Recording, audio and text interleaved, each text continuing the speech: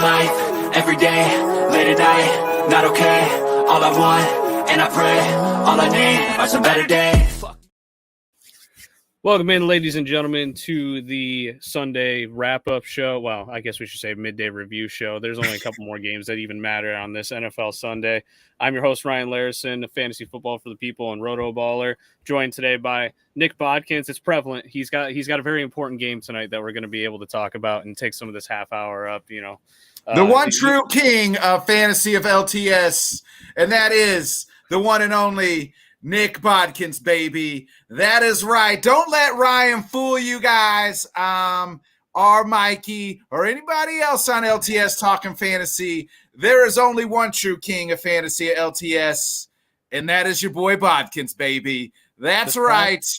And the reason I don't do my own show is because I want to continue to win. I don't want to put out all this knowledge. And, Ryan's a much nicer guy than me, so he puts out all his knowledge and still thinks he can win. Sometimes you got to keep some things to yourself so you can slide into that championship and take home the belt, baby. I'll make sure to post all those DM questions every single week after this in the Twitter. With all that, most of that was for my big money league and not our league. So that's fair. I do preference that. Did you win? No, I didn't win. No, I finished. My team shit the bed first round of the playoffs. So you're supposed to say yes. It makes me sound better. No, I'm not. Hey, I keep it real. I keep it 100. You know that. That's fair. That's fair.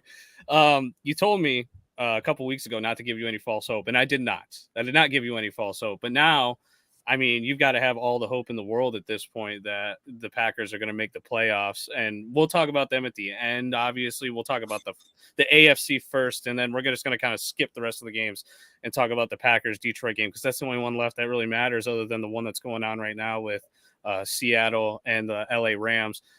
And that game doesn't really matter either. Well, yeah, it's true. Listen, the NFL schedule makers really did the Lions dirty and the Packers game kind of dirty with that game going first. I feel like they should have been played at the same time because now it's like, Detroit, if one of those teams, if the one team wins in the early game, what's Detroit playing for? Detroit to spoil Green Bay's season, right? Like if the Eagles could spoil the Cowboys from getting in the playoffs, it's all hands on deck. Through the draft positioning. We just want to make sure the Cowboys. Yeah, hey, we're sending our arch rival home. Like that's what it's all about. I mean, it's the Packers on Sunday Night Football. It's Aaron Rodgers. That's why the NFL put that schedule out there. I thought it would have been Jacksonville, Tennessee as the final winner go home, but that was like we got that game last night. Obviously, Jags handled business and clinched the playoff. Went from worst to first. Doug Peterson, baby. Doug Peterson. I'll give all the credit in the world to Trevor Lawrence, obviously, but I mean defense. Just out. I mean, the other Josh Allen, right? And we'll talk about the quarterback Josh Allen with all the AFC second, but that defense and the other Josh Allen, that's what got that game done. I mean, they just absolutely. Trevor didn't look great to me at times. I missed some wide open guys on some bad throws. So we'll see if they can shore that up. I don't really give that team a whole lot of chance. I guess it would be the Chargers coming to Jacksonville. I'd probably favor the Jacksonville. I think they'll probably be favored to win that game. I would say by, 6.5 maybe. I don't know if it'll be 6.5 after the way that they played against Tennessee this past week, but I will say Lawrence definitely, you could tell he was feeling some of that pressure. He wanted to get them into the playoffs so bad, and he was making some decisions that we hadn't really seen over the past month where he started to really explode and look like one of the best quarterbacks in the league. So it'll be interesting to see how they kind of fare. I'm just happy that they're in because Jacksonville, I mean, my heart goes out to them. They have to deal with so much crap, and all the fans are pretty damn loyal. So just getting them in there with, they know they have their quarterback of the future. They're set up pretty next year, too, with Calvin Ridley going into that wide receiver core. I thought this was the loudest I ever heard that stadium. I didn't know Jacksonville could ever be that loud. That was louder than possibly when Blake Bortles had them in the AFC Championship game several years ago. That stadium was really loud. They they're all behind Trevor Lawrence and that team. They were like, it's a sellout. I'm like, I didn't even know that stadium could ever sell out. So kudos to all the Jags fans for sticking around all the bad years. And now they got a lot of if to me, they have even next year. You have to put them as the number one team. I know a lot will be said, but they have a lot of potential going forward. It seems like these other three teams are rebuilding. We don't know what Indy's going to do. They already fired their coach. The GM's probably out the door. Tennessee fired their GM. They need to blow that thing up with all the bad contracts. Texans now have the number 2 pick. They're rebuilding. So Jacksonville could own that team. They have the alone franchise quarterback in that whole division. Yeah, they're set up really pretty for the future. As long as they can continue to make the right moves. Now they're going to have to pay Evan Ingram at tight end because they only signed him to a 1-year deal. So they're really going to have to pay him because he stepped up in a big way. Zay Jones is their number 2. He's going in as their number 3. He might be one of the best number 3s in the league next year when Calvin Ridley enters the conversation. They're just set up. And, now the Jaguars fan base actually knows that they have a good quarterback. So now they are all coming out of the woodwork, which is perfectly fine. They as a fan base deserve it. It's a lot like Detroit, where, yes, you're a Packers fan, but you got to feel good for the Detroit fans because they finally have something to root for a little bit. Things are starting to click for these teams that have been bad for so many years that it just makes the NFL more exciting when you've got these underdog stories coming into it. So I love it. We'll go into the AFC games now since they kind of matter the most. And even though I don't really want to talk about it because the least interesting team got into the playoff picture. So the Patriots were outright losing to the Bills. I didn't see them winning regardless. They ended up losing by a couple of scores. And then after they kept it close, though. That game was closer than, for the most part, than what the score alluded to. Nyheim Hines deserves a big shout out. 2 return touchdowns, especially to open the game. That it was magical. It's like it was written in a storybook with all the stuff that happened with his teammate DeMar Hamlin. Right, it was written in a storybook. The NFL wrote it in. I mean, if you don't think it, they didn't. I mean, come on. I mean, it's okay to put the tinfoil hat on every once in a while, and you could say, "Hey, Bill, they're going to let this one run this back. We'll take care of you on the back end." Remember all them deflate gates and things like that? We let a lot of things slide. Now you owe us one. Let Nyheim Hines run it back. And that's exactly so what's the second one's explanation? They just sucked on special teams. The second one is just bad. That's just bad. But the first one was written for sure. I like that. We can keep that like that if we want. So they lose. That opens up the door for either Miami or Pittsburgh to get in. The only thing they needed is either of those two teams to lose. Pittsburgh finds their way. They pretty much routed Cleveland. They handled that game pretty much from the outset. Miami's game, however, against the Jets goes 6-6 all the way deep into the fourth quarter, and then it was just a dogfight defensively. And Miami finds a way to pull out a victory over a Jets team that's led by probably a better quarterback at this point with Flacco over Thompson's, and they still can't find a way to make it work. So Miami's in. We don't know what to do about it because they're going to be playing the number 2 seed, which is going to be Buffalo, and that means that they're going to have to go into that game with a bunch of players that exited today's game with minor injuries, which most likely won't keep them out next week. Tyreek Hill exited early and then came back. I don't even know if he caught a pass after that point, though, to be honest with you. I can't remember off the top of my head. But the bigger question is, what do they do at quarterback? Because we don't know the status of Tua. Teddy Bridgewater was in there to back up this game today, but he was never thrust into the lineup. And I think everybody that watches football thinks that Teddy Bridgewater is a better quarterback than Skyler is. So do they just forego it and go with Teddy Bridgewater and give it their best college try against a Buffalo team that's going to be pretty damn hungry to get into that second round? Or do you think that we see Tua come into this lineup going into next week? Well, here's what I think is going to happen. What should happen is 2 different things. I don't think Tua should play at all. Three concussions in a season.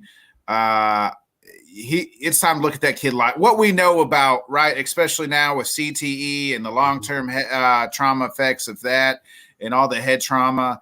If this was 30 years ago, he's probably playing. No questions about. Nobody's asking, right? Third concussion, just run his ass back out there. Does he know his name? Can he spell his name? And with his name, if he can spell it, then you're all right. But nowadays, with what we know, he probably shouldn't. Do I think he could play? They're probably going to play him if he goes, right? that gives the Dolphins a chance. I think we saw the first 2 games play out. They won one in Miami. What was it? Around Christmas, or was it Thanksgiving? I don't remember. I think it was the first one. They had a hell of a game in Buffalo on a cold Saturday night, and that was a fun game to watch. And so they got a chance with Tua, and we'll see what happens. If it's no Tua, it doesn't matter if it's Teddy or Skyler out there. Neither one of those guys are going to get it done with the Bills. And if Hamlin gets out of the hospital, I mean, we've seen his improvement from Monday to now. If he's out of the hospital next week and he leads that team out on the field next weekend, just call it a boat race, 49-0 Bills. Well, yeah, because he's not playing because he's on IR. But I guess that does theoretically leave the door open because you only got to be on IR for 4 weeks. He could play in the Super Bowl if Buffalo makes it. I think that math checks out correctly. Boy, wouldn't that be a friggin' story, man? Right. If Philadelphia went to play them and that happened, I'd almost have to root against my own. Because how could you consciously, we'd be the biggest, villains in the NFL. The Cowboys would be dethroned at that point. No, I think I 100% agree with you that Tua shouldn't play, but the thing that's baffling me is he hasn't practiced at all since that happened. Like, does he just automatically enter practice limited on Wednesday? Because that's how you can really tell when these guys are going to play. You follow it. If they miss 1-2 practices, it's pretty much a no-go that they're even going to give it a shot, or they're at the very least listed as highly questionable coming into the game. So, how much practice does he need, right, at the playoffs for a team that he's going to see for the third time? I think that benefits, he may not even need to, as long as he clears protocol. That's the number one thing. That's the big thing.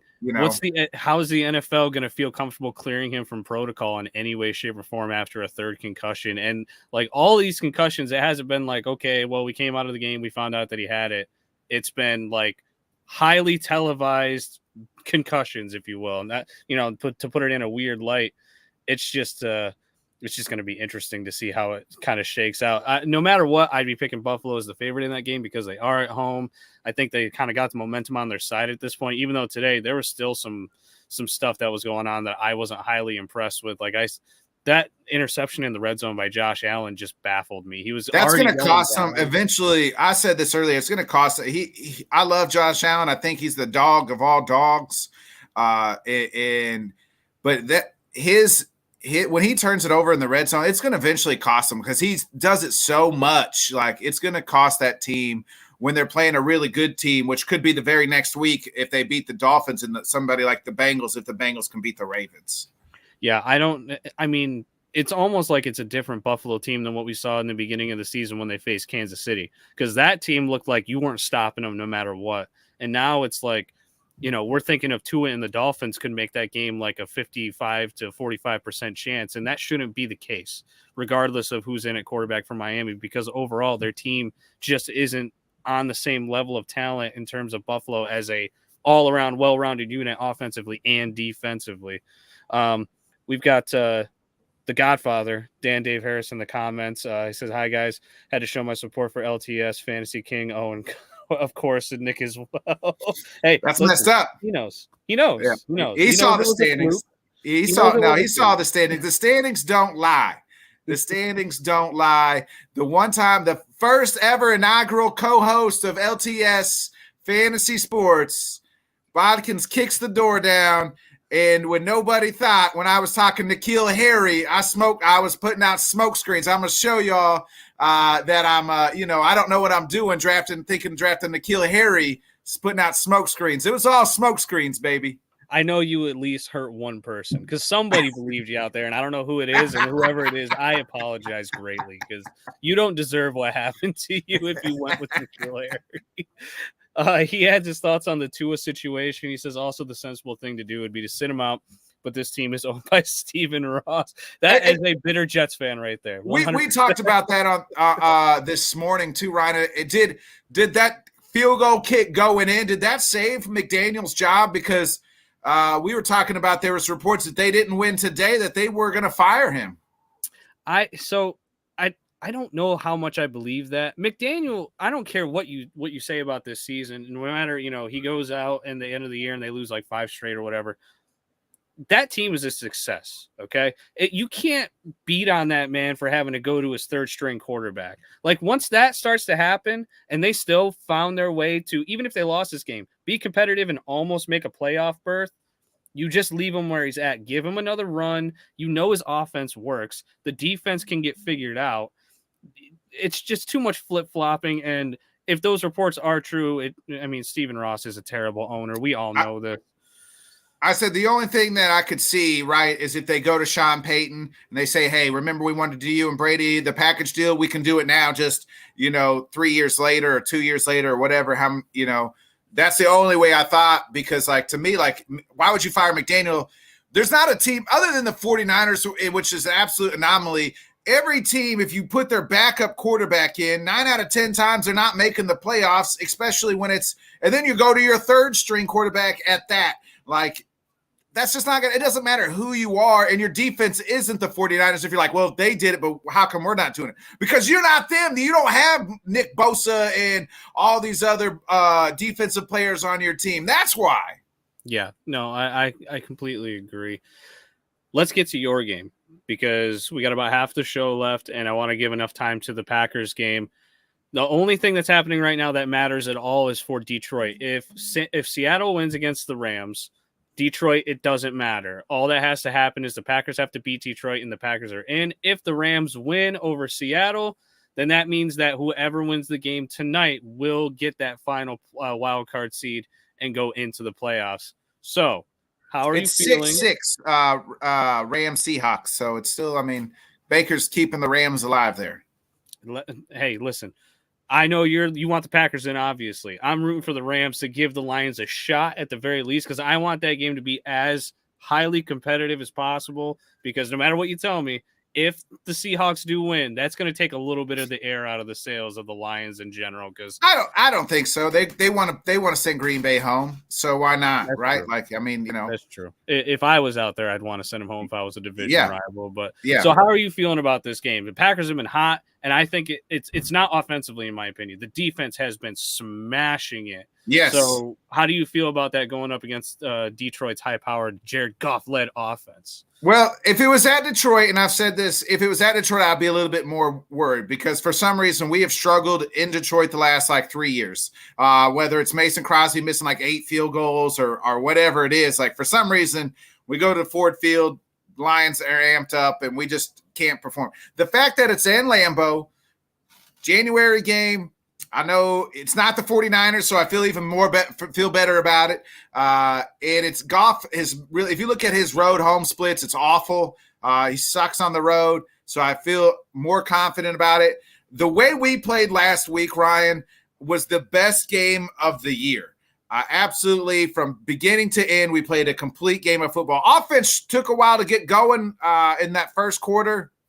But once that got going, we realized let's start running the ball. We'll do well. I feel like, hey, let's not forget we got Jones and Dillon back there today because the Lions can't stop the run. So let's run it for 300 yards on them, and let's get out of here and let's head to the playoffs. And we'll see where the cards lie. I think the 49ers will probably be the 2 seed, which would not favor us so much. I don't want to see them, but let's if one game at a time. I'm pretty confident in tonight. I know I've written this team off 1,001 times, had a funeral for them 1,000 times, but that was 2022. This is 2023, and in 2023, we're believers, baby. It took 1 week, ladies and gentlemen, 1 week to turn down and depressed Packers fan Nick Bodkins into a believer. I said the Dolphins game. Once we got beat, I thought the Dolphins would beat us. I did too. And once we won, we got the Christmas miracle. I said if we could get the Christmas miracle, which we got, I thought we could beat. I really did think we could beat Minnesota, and then I thought we could beat Detroit. It was the Dolphins game for me that I thought we're going to lose this game. Season's over. Just play love the next 2 games. Somehow, Dolphins. I guess Tua played the game with a concussion half the way through, and we win. And we get the Christmas miracle, and here we are. We got a chance. I did not – if you would ask me when we played the Bills, we're not a playoff team. Last week was the first week I said, this team looks like a playoff team. Yeah, and I started to kind of way back when they beat Dallas. I figured that things were going to start turning around. This is a team led by a lot of veteran players, which to me tells me that late in the year, they kind of get it right. Look at Tampa Bay with Brady. That just kind of happens sometimes.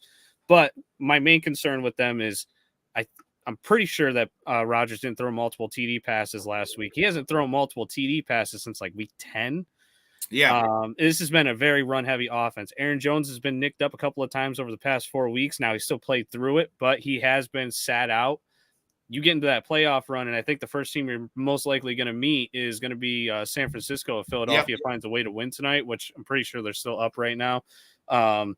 If that happens, boy, that's like the last team I'd want to play. I've said that. I would rather have Minnesota get the 2 seed, and then I feel like we could go into Minnesota and win. But going to San Francisco, our old rival, I mean, I don't feel great about it. I'd probably tell you that we're going to lose that game. It's just, that's just what but I'm obviously, it's, believing and, hoping are 2 different things. So I do think Rodgers has it. He's played better, though. He's played better. Like, he's not throwing touchdown passes, but he's played a hell of a lot better. He's not forcing the ball like he was at the beginning of the season. He was throwing tons of interceptions to start the year. He matched his only from 3 last year in 2 games. Yeah. And then it just kept rolling downhill after that. And then things finally started to change. The thing is it's the thing we kind of talked about to start the season.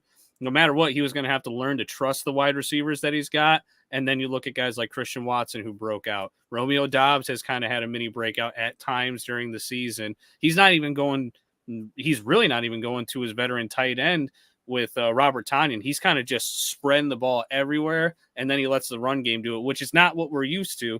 Rodgers usually wants the ball in his hands. He said that in the past. I want the ball in my hands when the game's important, but he's been just kind of handing it off to the running backs because he knows that's the smart thing to do. He's got 2 really talented guys back there. So, and that's the best part for you guys. If you guys can continue to run the ball and the defense plays like it has been, which I think that's probably the biggest shock. You guys have lost so many pieces on the defense that have been starters, and they've just balled out the past 4 or 5 weeks, I would say. Yeah. They have found a way to make it work. So it's a testament to your coaching and everything. They've really turned it around. And I hate the defensive coordinator's job. He was probably going to get fired. He was going to be the sacrificial lamb. DC probably saved his job. Jair Alexander is playing back to the level he was, where he was considered one of the best corners in the league, and is now played. He's shut down Justin Jefferson. Just absolutely shut him down. Sorry about it if you had him in your fantasy championship game, because Jair just absolutely took him out.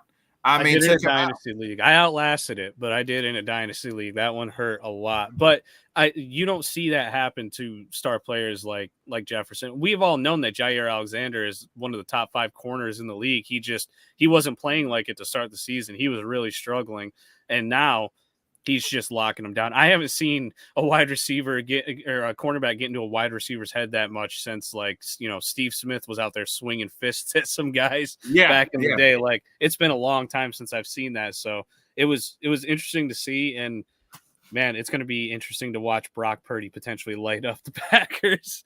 I hope not. I'm more scared about CMC because we still struggle against stopping the run. One thing we've always struggled is against mobile quarterbacks. That Brock Purdy's not running all over it. I don't know. I mean, it's the 49ers, and we ain't beat the 49ers in a playoff game since forever and a day. We've always lose to them. I think I might have told you this. I remember Steve Young throwing a dime to freaking Terrell Owens in the playoffs to beat us one year when I was younger. So, that's how – and they beat us in the playoffs every year since, I feel like.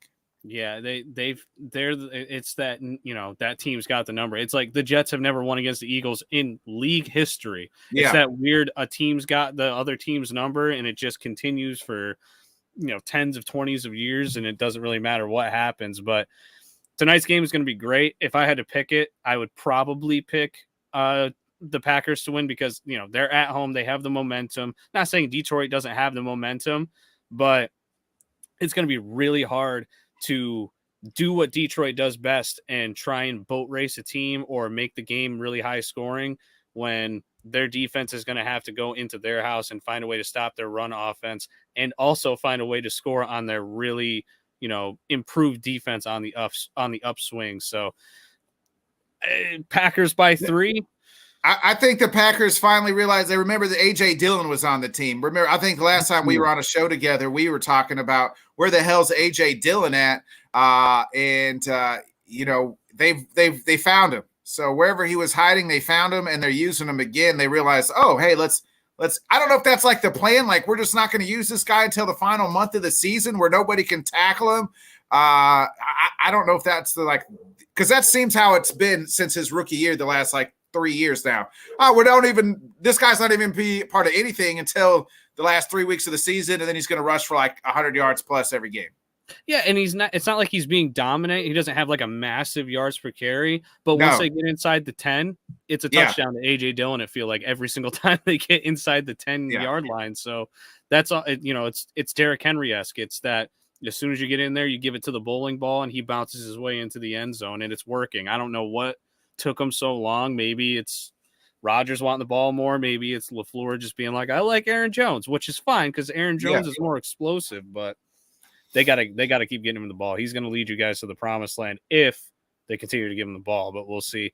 We'll close out the show with a couple of comments. Dan said that Rodgers should smoke that passing defense. Plus, some people might argue Rodgers planned it this way. Give the Lions hope and then beat them down.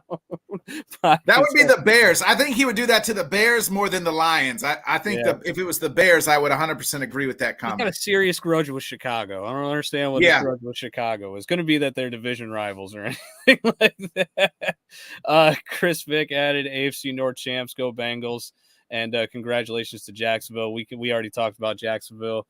And, the Bengals wrapped it up today, and then we'll see if they get to face Lamar Jackson or if they're facing Tyler Huntley next week because Baltimore's still saying that Lamar Jackson is going to play no matter what. I feel like they've been saying that for 2 weeks, though, and I don't understand it. He hasn't practiced at all, and they're just going to throw him in. It has weird vibes to me. I don't like it. I feel like it's going to cost them. They should probably just go with Huntley because I feel like he's more injured than they're letting on, even though every day we get an update that he hasn't practiced today. That happens for no other player in the NFL, but I get an alert on my phone every day for when Lamar Jackson. I feel bad for the Bengals. I feel like the NFL is trying to screw them. So I've already been a Joe Burrow guy. So I'm all in on the Bengals. Hopefully they win the whole AFC. And if it's Packers Bengals, God, I could only get so erect if that in the Super Bowl if that was the case. So I don't know what I would do. I was just looking at the future of the quarterback position. I'd have to watch the game by myself in a private room because Joe Burrow and Aaron Rodgers duking it out together. So just got a little window up and close it, open, close it like back in the day. Yeah, sorry. That's a good spot to end. Good Lord. All right, guys, not as much to talk about this week. I want to thank everybody that came out to the charity live stream real quick and donated because I think that was one of the highest viewed YouTube videos we ever had on Let's Talk Sports. Thank you to Dan for running it and for $3,000 donation to Hamlin's fund. Just fantastic. And I couldn't be prouder to be where I'm at and working with not just you, but Dan and the whole LTS community. Amen. Congrats to the Bills on locking things up in the number 2 seed. Seeing Hamlin tweet all throughout the game, that was like its own entertainment in and of itself, just to see him be able to enjoy everything and react negatively to everything that was happening bad for them. And then to see him finally get the win, it was great simultaneous watching. So that's going to do it for our show. Nick, good luck tonight, even though I kind of want Detroit to win. Yes, go Packers for you. And I'm going to bust and go watch the rest of the Eagles game and watch us lock up the number 1 seed. So we will be back next Sunday. I'll be back on Thursday. Nick's got his weekly shows that he's going to do, but we're running low on time. So thank you to everybody who's joined us today, and we will see you next time. Go Packers, baby.